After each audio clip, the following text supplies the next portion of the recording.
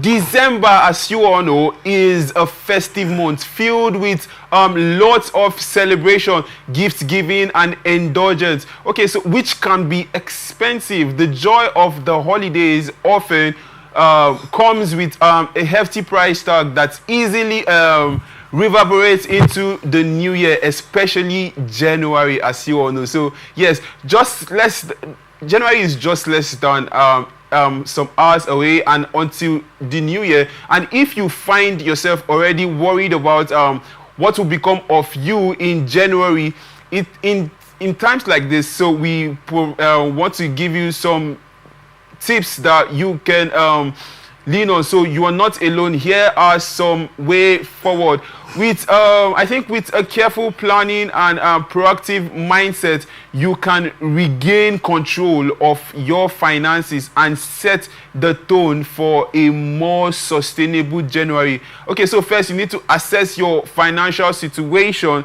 The first step in is to take stock of where you are financially after all the spending, that you can confront the situation head on. So what do you think, this very point here, what do you make of this point where you need to start the year and yes, you know you are running low with cash after all the extravagant spending? Can you elaborate on this first point?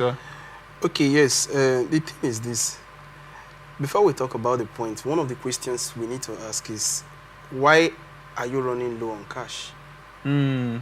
Yeah, because you probably have spent a lot of buying gifts. You've spent on a lot buying gifts, going to parties, gifting loved ones, buying bags of rice for parents, buying this and that for your cousin, your brothers, your sisters. You get, so all the jamboree that comes with the festive period. Yeah, so it's the season of love, so you have to show love. Yes, it's the season of love, but I think people who actually engage in all of this, they lack what is called financial intelligence. They lack it. Okay. The question is, the thing is, you go out, you spend money, money that you are not supposed to spend. Because before you spend, you need to put down, is it a need for me to spend this money? I have one friend. Can I mention your name? Of course. Okay, his name is Mr. Kingsley Asaba. He runs this project called the CEO Project. Okay. So one thing he does is, he has budget for everyday spending. Okay. He has budget for weekly spending. He has budget for monthly spending, and also have budget for emergencies. Okay. If he's spending and that daily expenditure has run out, he will not spend again. Unless it is something that is of utmost importance before he will spend on that. You understand? Yeah. That is financial planning. Now, you don't have financial intelligence. You go out. Most times when people spend money, they're actually spending to prove a point that is never needed. You want to and impress young people do that a lot. Yeah. I'm telling you. One of the easiest things to have is it is easier to have money than to save money. And it's also easier to save money than to grow money. That's you understand? Vital point there. You want to save, you want to earn money. It's easy, you can earn money. But can you save the money? If after saving, can you grow the money? Because the truth is, money, the value of money varies from hand to hand. The value of 1 million to you is different from the value of 1 million to me. Because what I would do with 1 million is different from what you would do with 1 million. The result of what your 1 million naira will give is different from what my 1 million naira will give to me. So the value of 1 million is not equal. It varies from hand to hand. So you now come out to spend money because you see people are spending. The question you should ask yourself, what is my income? And do you have plan for the next I also year? talk to people. There was a program I went to speak, and I told them this. I said, now, you want to spend money, right? Nothing is wrong if you want to spend money. But don't spend money on things you don't need. Secondly, spend money within your reach. You are buying iPhone 15 Pro Max. You are carrying a land. You understand? You are carrying a plot of land around. Whereas your parents, let me even use ladies for instance. Okay. Now, I don't mean to be harsh towards ladies. No, I won't allow you to be harsh. Don't worry. Okay. Okay, now. Be fair to them. Okay, now look at it this way. I don't know if I will call it, you were lucky enough to meet somebody who has money, that is spending money on you. Yeah. The person buys you iPhone 15 Pro Max or whatever thing they call it. Okay. I don't know if there is an upgraded one because I don't use one. I'm not even interested in using one. There is actually until there is a need before I will use it. You are carrying iPhone 15 Pro Max around.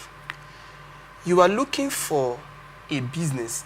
Perhaps you are even looking for maybe 1 million naira to start a business. And you have an iPhone. Your father and your mom, they are busy praying, struggling to save that money, looking for how to get you that money so you start that business.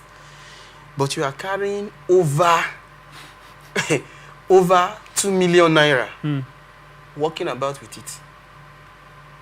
Just because you want to impress your peers. You want to tell people that you have arrived. You are struggling to raise 1 million and you have 2 million in your hands. Why not give her the 2 million and start a business? Is there anything wrong if you start a business with your money, or must your father give you that money? No, but in this case now, you know, we have spent during this festive series, the festive period, the festive season we've spent. We bought things for our parents. Yes, obviously, we sent money to our loved ones, and we did things.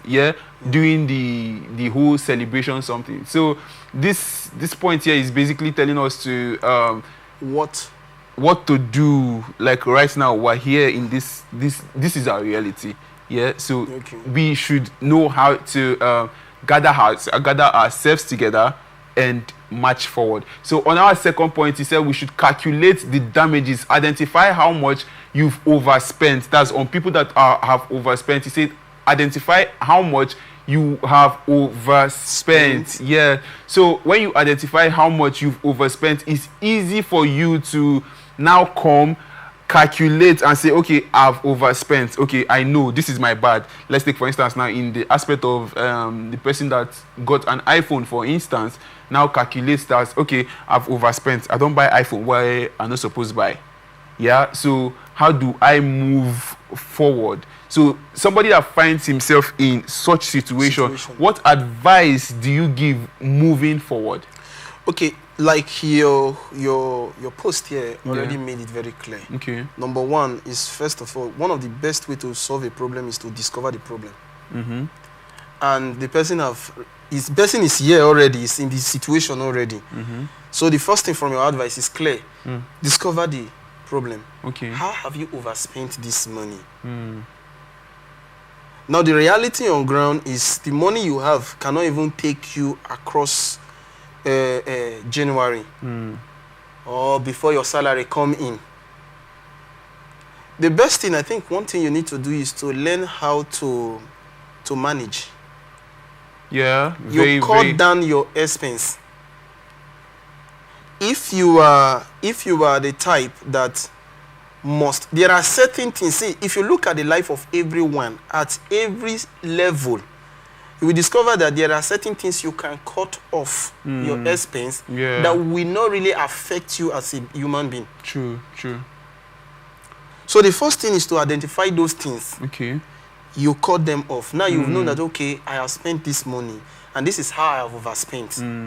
First of all, you cut off certain things you know that will not affect you. Especially your life when you don't do them. Truly. If it is something that has to do with maybe you have a habit of making calls, you just wake up unnecessarily. You just wake up. I just want to hear your voice. Hello, John. There are people that will just wake up and start calling. I just want to hear your voice. These days? Yes, people do it. Oh, really? People do it. Wow. They will just wake up and say, I just want to hear your voice. Oh, chai. You can cut some of those expenses down. Truly. If you are the social media freak type, especially when you are the type that the social media does not really have any positive value added to you, if you are using it to make money, fine, you can keep doing it. But if you know that, okay, because there are some people that we spend hours on social media, they don't really have anything they are doing. No. They are only scrolling through videos, posts, and so on. You can actually reduce the amount of data you spend. I'm only giving instances in these areas. Yes. So everyone know the area where they overspend. Yes. The area they know that, okay, if I cut this thing out of my life, it will not affect me between now and this time. True. So those are the area I think. Okay, and you can also swap. Swap costly outings, like for us, that for people that I like going out actually. So yes, you can also swap costly outings for free activities. You can decide to read a lot of books. Like I know I saw the post on Facebook where a lady read was it 180 books. Okay, yes, you saw the post. Yes, I think saw that post. Was it 180 or 100 and? It's over 100. 100 and something. I can't really lay hands on the number. Yes, you can swap that for reading. At least that enlightens you. Yes, and you can also host game nights at your house that will be less expensive.